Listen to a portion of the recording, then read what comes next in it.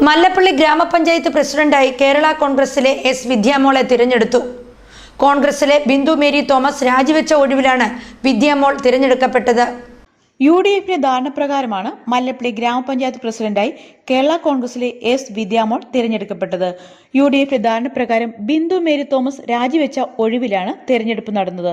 CPMലെ ഷാൻഡി ജേക്കബിനെ 5-നെതിരെ 6 വോട്ടുകൾക്കാണ് വിദ്യ പരാജയപ്പെടുത്തിയത്. BJPയിലെ ഗീതുജി നായർക്ക് 3 വോട്ടും ലഭിച്ചു.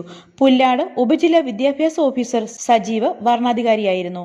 കേരള കോൺഗ്രസ് ജില്ലാ കമ്മിറ്റി അംഗവും വനിതാ കോൺഗ്രസ് തിരുവല്ല നിയോജക മണ്ഡലം വൈസ് പ്രസിഡന്റുമാണ് എസ് വിദ്യാമോൾ. മല്ലപ്പള്ളി ഗ്രാമപഞ്ചായത്തിലെ ശ്രീമതി വിദ്യാമോൾ എസ്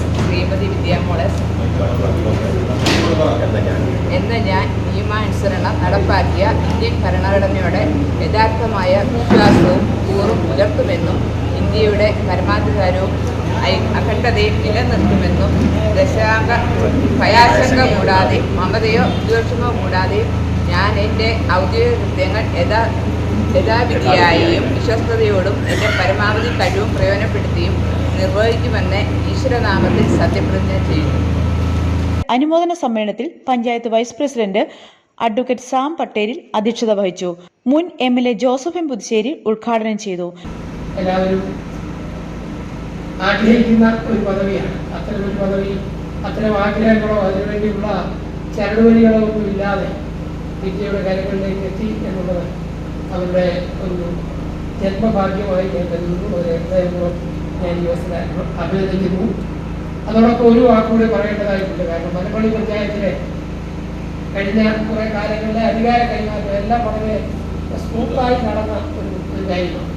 അക്കാര്യത്തിലും പഞ്ചായത്ത് മെമ്പർമാരെയും അതിന് നേതൃത്വം കൊടുത്ത് എല്ലാവരെയും ഹൃദയപൂർവ്വം ഞാൻ ഈ അവസരത്തിൽ അഭിനന്ദിക്കുന്നു. കാരണം പലയിടങ്ങളിലും ഇതിൻ്റെ പേരിലുള്ള ഫുട്ബോളും കിടമത്സരങ്ങളും ഒക്കെ നടക്കുകയും അതിൻ്റെ അടിസ്ഥാനത്തിൽ താളപ്പിഴകൾ ഉണ്ടാവുകയും ചെയ്യുന്ന അനുഭവങ്ങൾ നമ്മൾ ദൈനംദിന ജീവിതവുമായി ബന്ധപ്പെട്ട് കണ്ടുകൊണ്ടിരിക്കുന്ന ഒരു പശ്ചാത്തലത്തിലാണ്.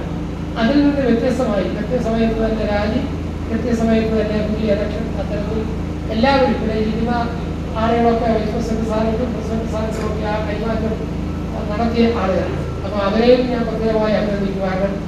Kerala Congress senior general secretary Kunjukoshi Paul മുഖ്യപ്രഭാഷണം നടത്തി. ഈ പഞ്ചായത്തിന്റെ പ്രസിഡന്റായി തെരഞ്ഞെടുക്കപ്പെട്ട വിദ്യാമോൾക്ക് എല്ലാവിധമായ ആശംസകളും നേരുകയാണ്.